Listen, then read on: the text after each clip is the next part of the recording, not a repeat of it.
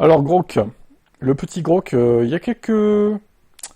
Alors Grok, il y a quelques polémiques. D'ailleurs, je vais essayer de faire une vidéo sur ça, parce qu'il part en couille ce Grok un peu là, non? Déjà familier des utilisateurs de X, le chatbot Grok, développé par Elon Musk, s'apprête à quitter les réseaux sociaux pour intégrer Tesla. Visible dans de récents aperçus de l'interface, Grok devrait être activé prochainement via une mise à jour logicielle 2025.24. À la différence du système vocal actuel des Tesla, souvent jugé rigide et limité, Grok promet une interaction bien plus naturelle. Ce nouvel assistant vocal est capable de comprendre le langage courant, que ce soit à l'écrit ou à l'oral, et s'affiche dans un coin de l'écran central. Alors là, les Tesla, ça va vraiment être K2000 du coup. Là, on y est, hein. On y est vraiment. Il manque plus que la montre qui communique avec le chauffeur, et on est bon. Mais Grok ne se contente pas d'exécuter les ordres, il propose un éventail de voix et de personnalités adaptées à différents usages, tels qu'assistant pratique, guide de méditation, professeur de langue ou même conteur pour enfants, pendant les longs trajets. Les plus curieux pourront même essayer des modes plus ludiques ou décalés comme romantique ou grand classique autant plus piquants. Sous ces airs de gadget, Grok est en réalité profondément intégré à l'architecture logicielle de Tesla. Il pourra progressivement remplacer les commandes classiques pour régler les rétroviseurs, lancer une playlist, ajuster la température ou planifier un itinéraire, simplement par la voix.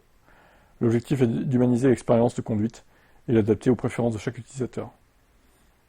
Attention toutefois, il faudra disposer d'un abonnement premium ou d'une connexion Wi-Fi et lier son compte XAI via un QR code, une nouvelle façon de capter la clientèle au détriment du chat GPT.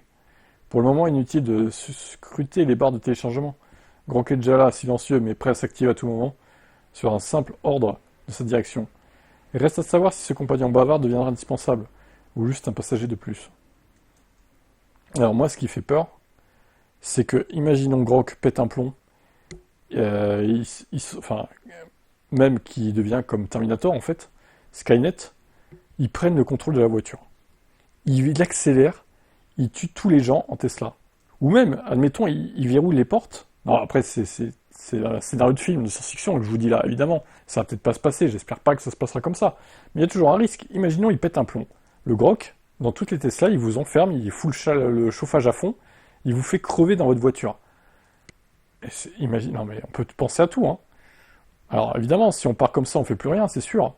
Mais moi, ça me fait peur, quand même, cette technologie, là, d'IA, là. Est-ce qu'il faudrait pas limiter un petit peu le pouvoir que les IA ont sur les voitures?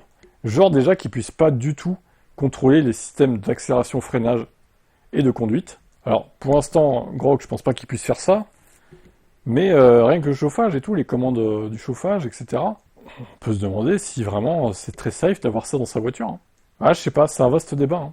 Moi, une voiture, pour moi, oui, certes, c'est agréable de demander à ton assistant vocal de lancer ci, ceci, cela. Mais en vrai, tu as des bras, tu as des yeux, tu as un cerveau pour réfléchir toi-même, tu peux faire les choses toi-même, en fait. Est-ce qu'on a vraiment besoin des IA dans nos voitures? Franchement, je vous pose la question. Moi, je pense que non. J'irais pas acheter une Tesla, par exemple, parce qu'il y a Grok, en fait. Pour ma part, j'ai 35 ans, je suis pas vieux pourtant. Je suis pas un boomer de 60 ans qui rétrograde, quoi, envers la technologie, tu vois. Je sais pas. Après, c'est un vaste point de vue, hein. Vaste débat, dites-moi en commentaire ce que vous en pensez.